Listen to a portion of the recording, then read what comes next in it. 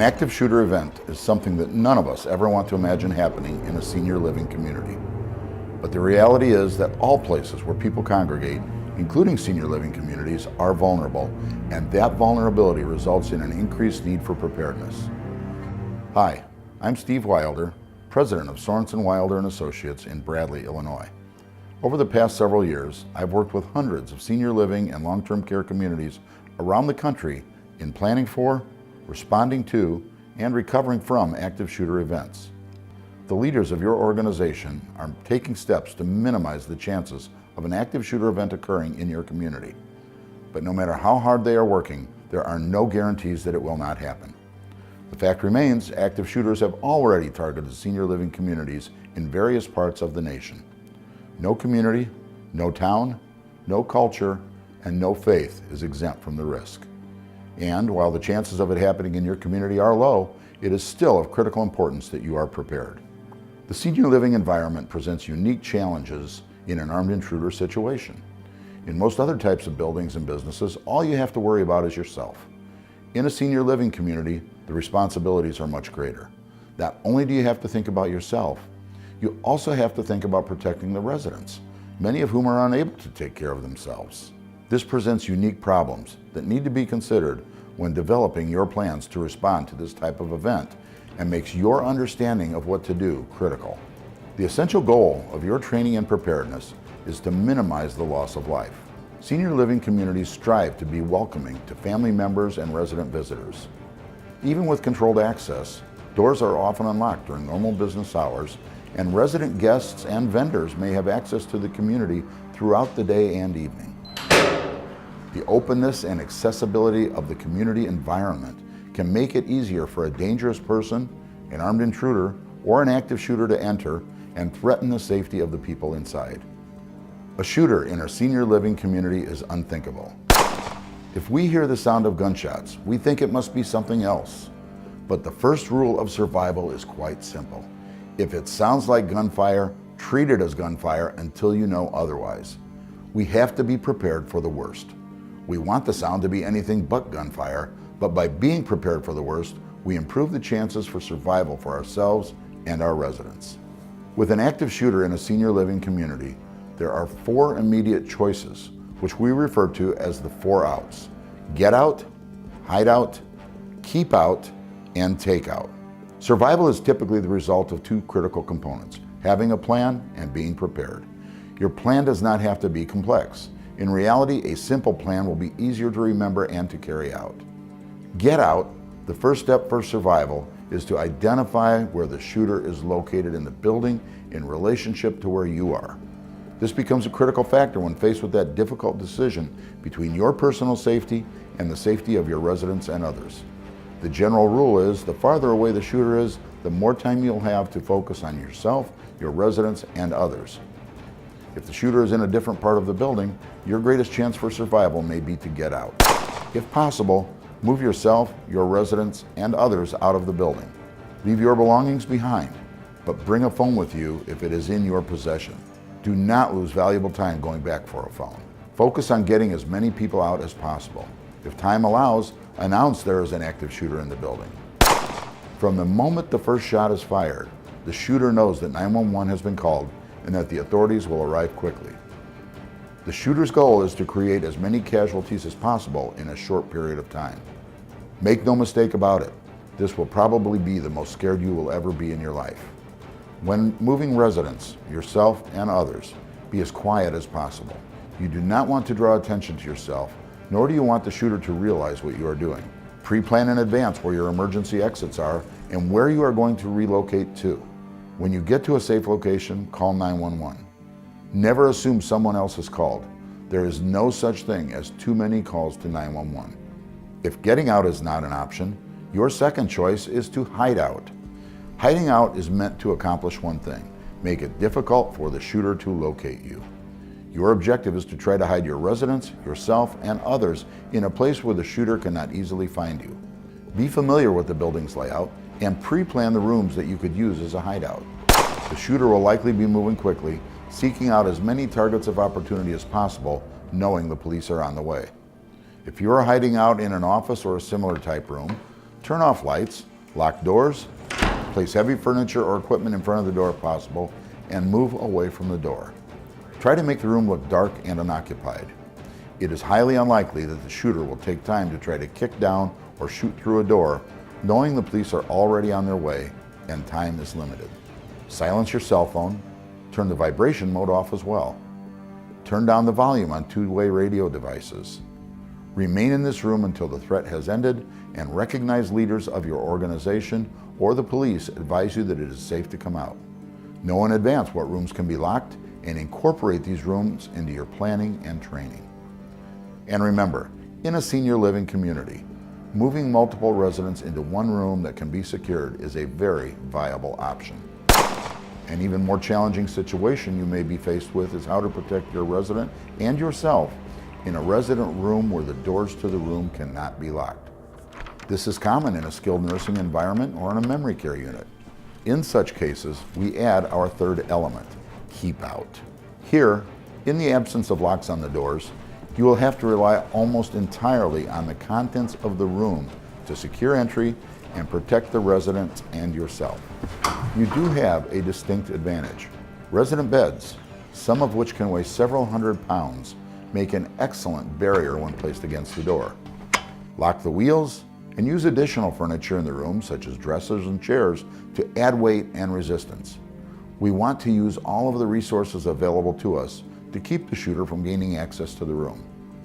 We typically think of heavy articles of furniture, but don't hesitate to use smaller items that can add weight and resistance as well. Along the same lines, when the shooter is in a different part of the building, but getting out is not an option because of medical conditions, mental status, or acuity concerns, you may also consider building a wall of obstruction in front of the emergency fire doors leading into your unit. Fire doors are typically held open by magnetic devices and cannot be locked. Typically, one door opens in one direction and the other swings in the opposite direction. By building this wall of obstructions, our intent is not to prevent the door from being opened, but to create so many obstacles for the shooter to get past that he will instead move on, seeking out more accessible targets of opportunity. In rare cases, and only as a last resort, when you are unable to move the residents or yourself and are unable to secure the room, you may consider a concept called hiding in plain sight. Hiding in plain sight is accomplished by staying outside of the shooter's vector of sight, even though you may be in the same room. Hidden corners, washrooms, closets, and other recesses in a room might provide a suitable location to hide in plain sight. The shooter, who is moving quickly knowing the police are getting near, looks inside the room for targets of opportunity. Trapped in the room and unable to escape, the associate hides in a corner, trying to stay outside of the shooter's line of vision. As a last resort, and only as a last resort, you may have no choice but to try to take out the shooter. In other words, fight back. When this becomes the case, remember there is no such thing as a fair fight. This is the fight of your life because this is the fight for your life. The intent is to stop the shooter from being able to hurt you or anyone else. Identify weapons of opportunity that you have available to you. Remember, many of the things we use in our day-to-day activities can become weapons of opportunity when needed. Fire extinguishers become impact weapons. Pens, scissors, and letter openers become edged weapons. Stethoscopes, telephone cords, trouser belts all become choking weapons. We don't typically think about them like this because that is not their intended use, but this is a life or death situation that requires quick decisions and actions if you are going to survive. When fighting back, commit to actions of disabling the shooter. There is strength in numbers. The more people you have to help you, the better your chances of survival. Strike the shooter hard, using surprise, aggression, and speed, and don't stop until he has been disabled. It is also important to understand that the first arriving police officers are not there to tend to the injured. Their job is to stop the shooter. Never approach the officers, run towards them, or make aggressive moves against them. Once police arrive, exit the building with empty hands, with your hands high and your fingers spread. Even if you know the officers, remain focused on your safety and the safety of your residents and allow the police and the first responders to do their job. An active shooter in a senior living community is unthinkable, but it has happened, and has taught us an important lesson. The best way to survive and preserve life is to be prepared. Have a plan and rehearse and practice the plan. Know your surroundings and the exits.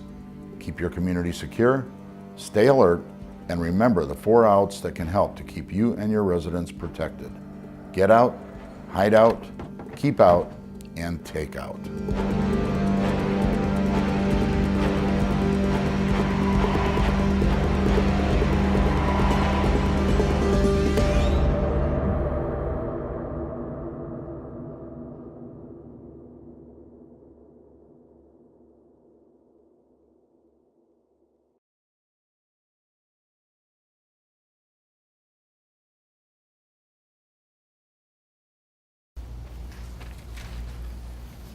So it is my pleasure to introduce our next 2 guests.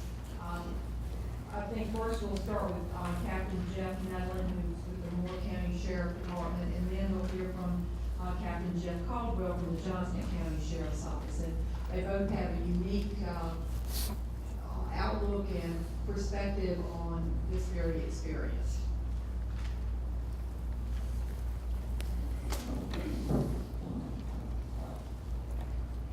Thank you. Good morning. How's everybody doing this morning? Whenever I met with Beth, we looked over this video. She wanted to get my opinion about it, about what I thought about being able to present it today. And it has a lot of really good points on it. But one of the best things that I can say about the video is that it makes you start to think. To be able to try to get an idea of what would you do if a shooter does try to come in the facility that you're working in. Tries to at least get the ball rolling, just like we would if I'm responding to a call. You know, what I'm trying to do is run different scenarios through, you know, how will I react when I get to that call? Because it's a whole lot better to have an idea of what you're going to do than just have to try to face it when it's going on and have no idea whatsoever. So a lot of folks would be working in a facility like that and think, well, you know, that'll never happen here. And I can be one to tell you that yes, it can happen. March 29, 2009, little town called Carthage is our county seat in Moore County. Carthage is a town of about 2,000 residents. On that Sunday morning, they had one officer working, which is not unusual for a town that size, especially in the county there where I'm from. And what ended up happening, Officer Justin Garner, he received a shots fired call at a facility called Pine Lake Health and Rehabilitation. Justin responds to the call, and it's not unusual for us to get a shots fired call. It's almost a daily event for us to get a shots fired call. We get them where folks are out target shooting or, you know, just shooting a gun, just recreational, whatever. So, but when he first got the call, it didn't come out as an active shooter situation. It was a shots fired call. So Justin's responding to the call just like he would normally, arrives to the facility, and as he pulls into the parking lot and gets out, he sees a car sitting in the parking lot and it's shot full of holes. That's his first indication, like, uh-oh, this is going to be something a little bit different than anything I've had to deal with before. So Justin exits his patrol vehicle, starts to go into the facility, and as he's entering in the facility, he starts hearing shots fired inside the facility. Now, training has changed over the years compared to what it was, because I'm old, compared to what it was back when I first got into doing this. Years ago, before Columbine happened, y'all remember how things were before then? That was our first really big school shooting that we had. What you would do, you would stage. You would seal up the area and stage and have a special response team or a SWAT team that would respond, and then they would go in and clear the facility out. Well, we've seen what ends up happening with these active shooter situations nowadays. What these folks do, they go in and try to get as many victims as what they can. So what does Justin do? He follows his training. He goes in. As he's going to hear shots, he's going to go in and try to eliminate the shooter as fast as what he can to try to prevent any more victims from being hurt. As he's going in, he sees deceased residents as he's going in the facility. He goes right on by them and goes just like he's trained to do and goes back to the shooter, ends up confronting a gentleman by the name of Robert Kenneth Stewart on the back side of the facility. They exchange gunfire. Officer Garner is hit in the leg, and this is after he's already told Stewart to drop his weapon 3 times. He's telling him, drop your weapon, drop your weapon, drop your weapon. He ends up shooting Stewart, hits him. He's a very large man, hits him pretty much center mass. Doesn't kill him, but it hits him and incapacitates him, takes him to the floor. he's able to get to him and take him into custody. Stewart had 3 weapons, multiple rounds of ammunition, had reloaded multiple times. We had 6 victims who were on scene there, residents that were deceased on scene. We had 2 folks that were transported that ended up passing away later on, one of which was a nurse that was inside of there. So the nurse, Jerry Avant, one thing in the video where the gentleman spoke about how, you're not just your responsibility, you have other responsibilities for the residents who are inside the facility. And Jerry Avant, he gave his life for those folks, because what he was doing as Stewart was coming in through the building, Jerry was running in front of him trying to get doors locked so he couldn't get into where the other residents were at. Jerry was shot numerous times. From what I recall, he had somewhere in the neighborhood, it was 30+ rounds whenever that he was hit with. So to give you an idea of what he went through. So, and from my understanding, whenever emergency personnel first arrived trying to give care to the folks there, his response was, I'm going to be okay, go check on somebody else. He wanted to check on somebody else. And he ended up passing away, from my understanding, I believe it was from blood loss later on. So, one thing when you have a event like this, you're going to have everybody in the county who's working there going to respond. So you're going to have multiple folks that are going to get there. So that particular Sunday morning, I was getting groceries with my wife. We were on the way back. We were probably about 10, 15 minutes back from the house. And I get a call from a detective that was working for me. I was captain over the Criminal Investigations Division at the time, and Detective Donnie Shingleton called me. He said, "Captain," said, I got a call from my wife, said there's supposed to be a shooting at Pine Lake. Said there's supposed to be several people shot. He said, "Have you heard anything?" And the county sheriff's office is the largest agency there in Moore County. So we have smaller agencies, and sometimes we have to help those folks out. So with Carthage being a smaller agency, normally we would get a call from them if they had anything big. So my response to him was, well, it can't be too big, or somebody would have done called us and let us know something. So I said, well, see what you can find out and call me back. So it wasn't just a few seconds. He called me right back. He said, "Captain," he said, they've got multiple fatalities and there's an officer down. I said, well, hey, get ready and head on up there. I'm gonna call you lieutenant and get him to round everybody up. And as soon as I can get home and get ready, I'll get up there and we'll see where we can assist at. So I got to the house. You figure we're 10, 15 minutes out. I get home, we get our groceries unloaded. I jump in the shower, get ready, drive up there, and as I'm pulling in right up to the front part of the facilities, like I said, there are folks everywhere. Every emergency type of personnel you can imagine is out there. You got the fire department, you got EMS, every law enforcement officer that was working probably in the county is there. Crime scene tape around. I come on up, I'm going to walk into the facility, and as I get up there, I come in the door and I see what Justin saw as he's coming in, what he had to go face. About 3-4 feet inside the door, there was a lady who was waiting on her daughter to come and pick her up, and she was killed right there. So I'm like, wow, so this is bad stuff here, So I'm coming on in, walk back to the nurse's station. There's another victim back there in a wheelchair where she was shot and killed. My lieutenant is staging back there, waiting for me, and I also see the chief of police from Carthage, and I go back there and have a little bit of a discussion with him and where we can be of assistance. And he was in pretty bad shape because, just people deal with different things in different ways, and he was having a very hard time with it. So, and I get to talking with my lieutenant. I'm a take charge kind of guy. What can we do? Let's go ahead and jump on this and start trying to get some stuff done. So, first things first, we were looking, how are we going to try to check on employees, because we'd already heard there were some employees that wasn't there. What you're going to have when you have a situation like this, you're going to have some folks that are going to be like Jerry Avant. They're not going to leave these folks. They're going to be right there with them. They're going to give their life for them, whatever they're going to have to do. And then other folks, they're going to be, the fight or flight syndrome is going to kick in, and the flight part's going to take over, and they're going to leave. We had one lady jump out the window. She left, went to McDonald's, called a family member to come pick her up. She wasn't nowhere around, so she's like, hey, I'm gone. And we're having to try to track her down. And when you see a situation like that, people handle different things different ways.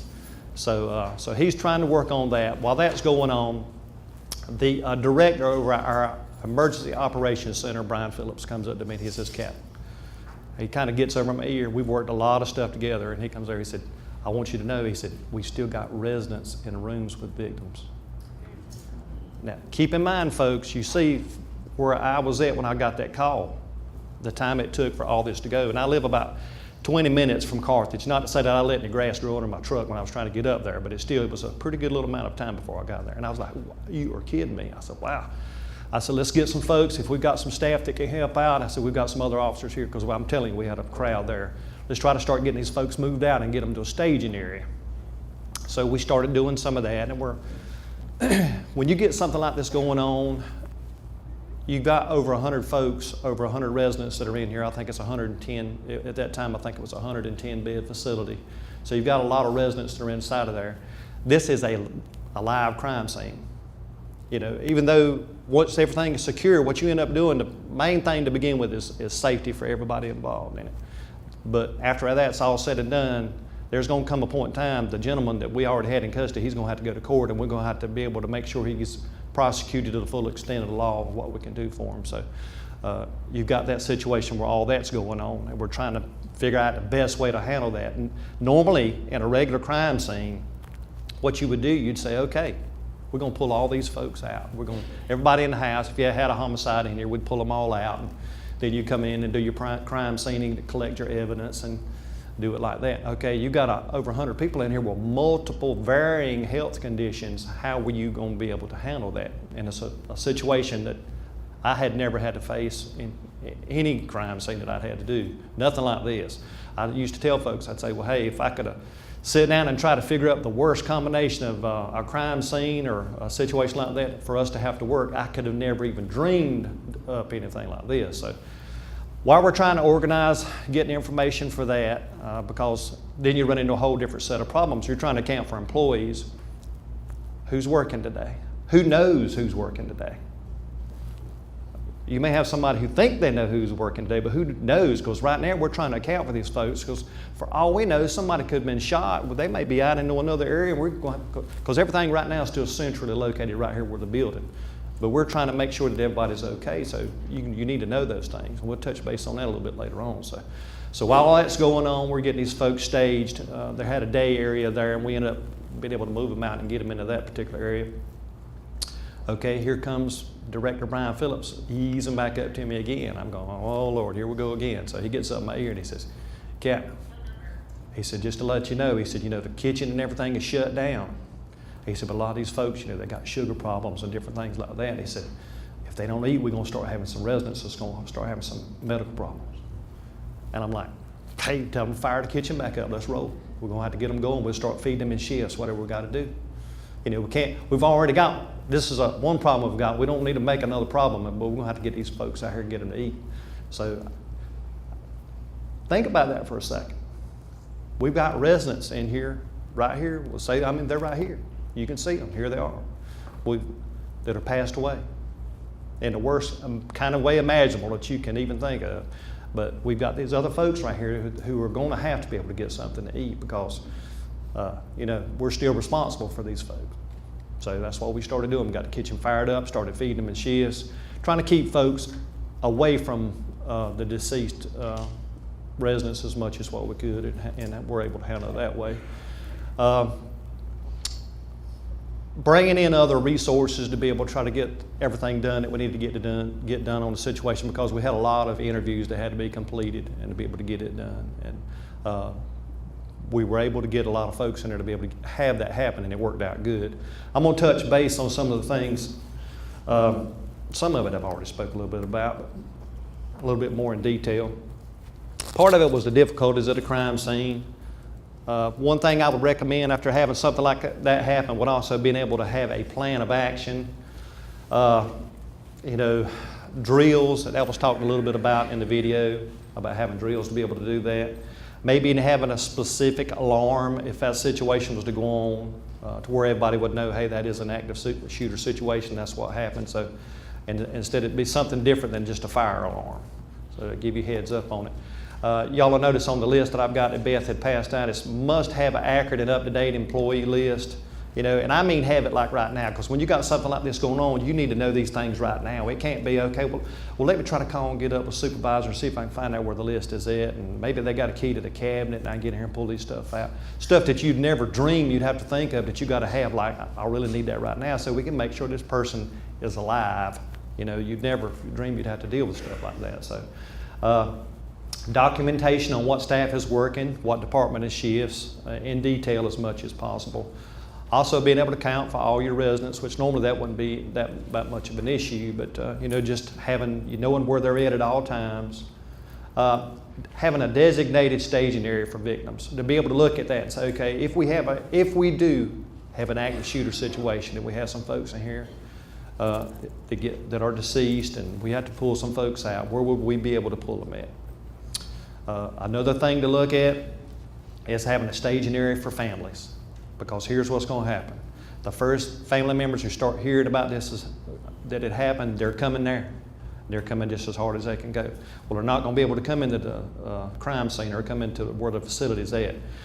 It would be a whole lot better off to have a planned location so you can let those folks know, okay, down at the school or the local church or somewhere where you can meet and stage, because what's going to end up happening is they're going to have a spokesman from, normally it would probably be your local law enforcement agency, who would come and be able to sit down and tell the folks the status of their family member.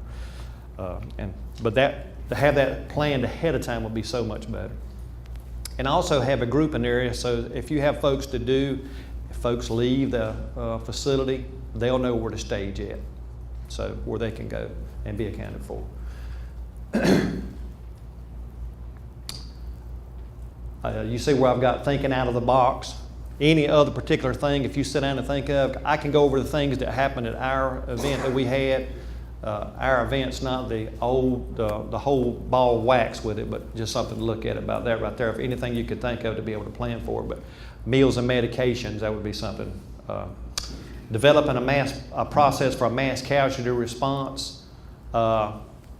We were lucky enough to have a local funeral person there with us. He was our local representative, and he was able to bring several of his ambulances in because we had so many victims. He was able to get those in and line them up to where we could move those folks out as fast as possible as we were doing each victim on the crime scene on it. So, but that's something that you would have to look at, being able to do that. Making sure you got somebody who's authorized and in charge to be able to handle those types of things. And the last and not least, but preventive measures, how secure do you want to be? You know, you could have it where you got cards to be able to get in and unlock the doors, different things like that.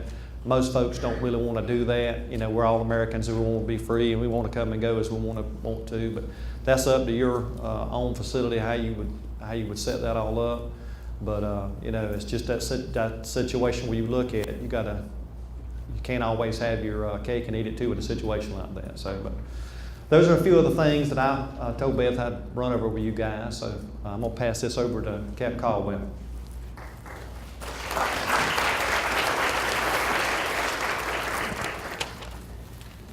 Good morning. Let's start with the definition of an active shooter, an active threat. I would define it as a murdering coward.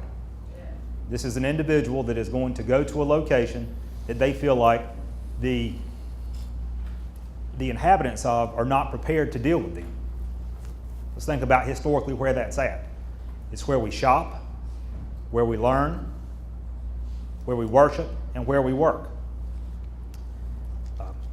Those are all locations that active shooters have targeted. I would say when you are in a situation and you encounter an active shooter, the video had 4 options.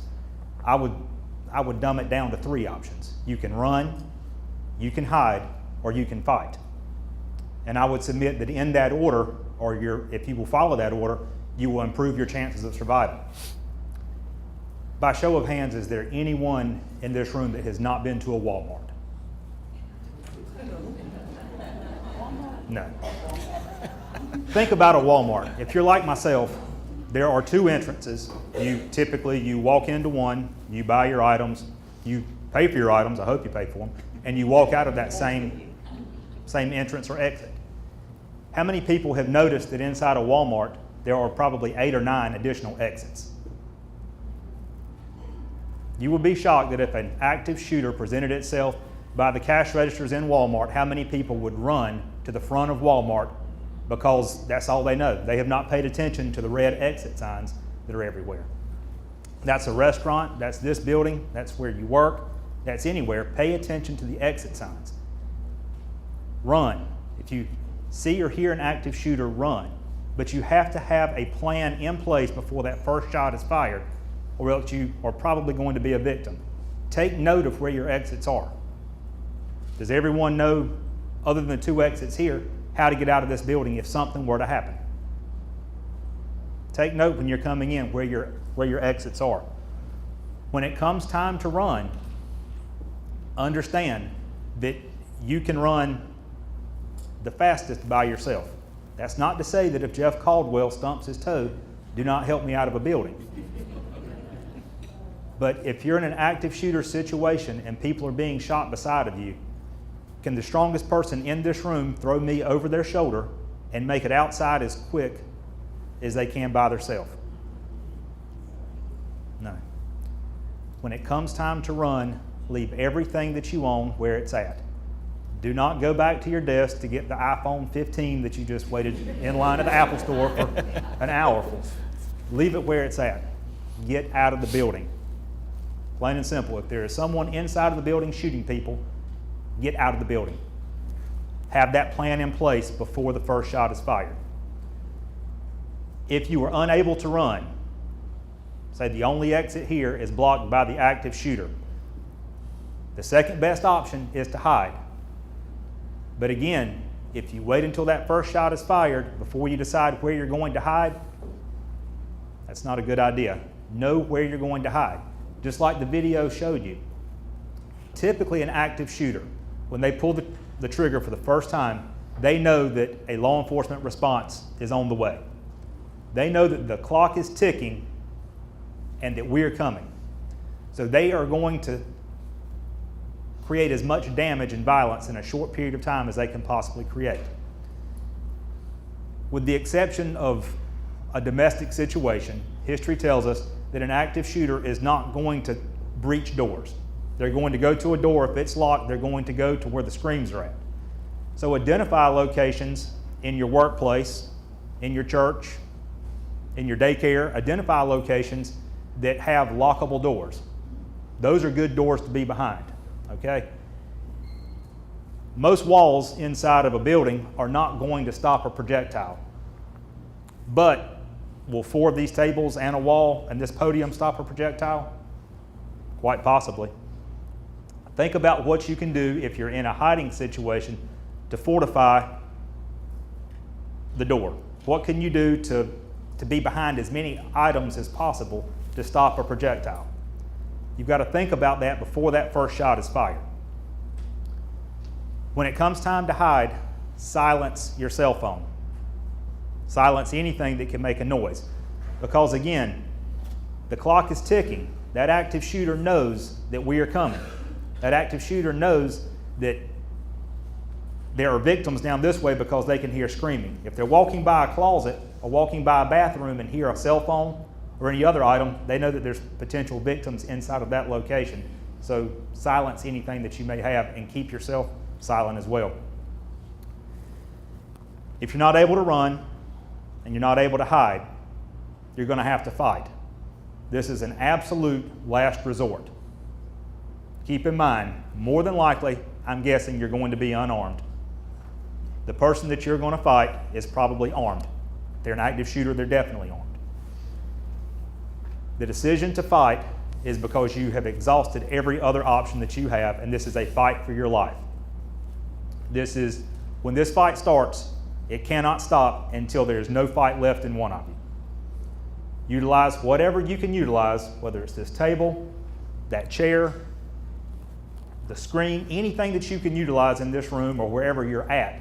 Utilize that to fight with, but understand that this fight does not stop until there is no fight left in one of you. We're going to run, we're going to hide, or we're going to fight. We're going to have a plan in place before that first shot is fired. Just like the video presented, law enforcement's first priority is to stop the active shooter. When we come in, please take no offense to the fact that we are not stopping to render aid, that we are not checking on you to see how your day is going, that we're not giving you a hug. Our first priority is to stop the active shooter. Nothing can take place until the threat is eliminated. When you encounter law enforcement, we will probably be giving you some type of a command, because what does an active shooter look like?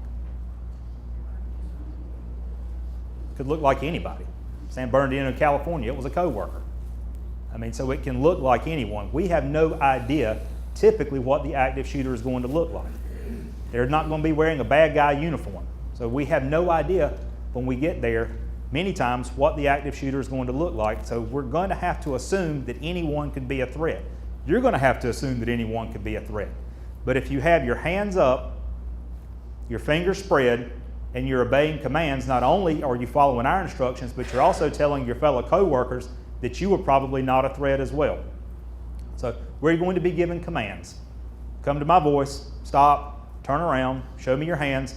These are not intended to insult you. These are commands that we need to keep not only ourselves safe, but your coworkers and anyone around you safe as well. So again, have that plan in place before the first shot is fired. Get out of the building if at all possible. Have a hiding location pre-planned. And as a last resort, fight for your life. Does anyone have any questions for myself or Captain Medlin?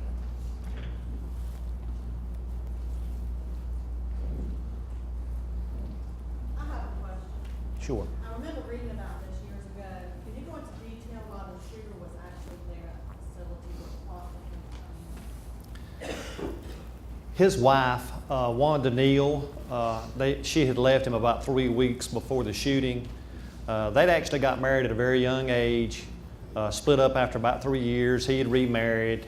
At the background that we'd done on him, it looks like everything that he had done with his second wife was compare her to his first wife, so evidently he never got over her. But the main reason she left him to begin with was because of his violent temper, his drinking, possessiveness, and abusive behavior and stuff like that. So why in the world she ended up going back with him, I have no idea, but they ended up getting back together, remarried after he had split up with his second wife. And but she'd been gone for about 3 weeks.